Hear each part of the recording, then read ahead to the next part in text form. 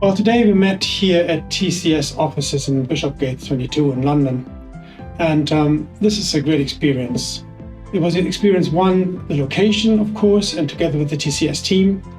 But it was also an interesting experience from the perspective of getting the Rolls-Royce team together, from the capability and from the delivery team in Civil. And it enabled us to have this discussion around how we improve our manuals, how we improve our service management of engines, and gathering ideas how we can digitize, and specifically how we can use artificial intelligence to improve the way we do our work and offerings.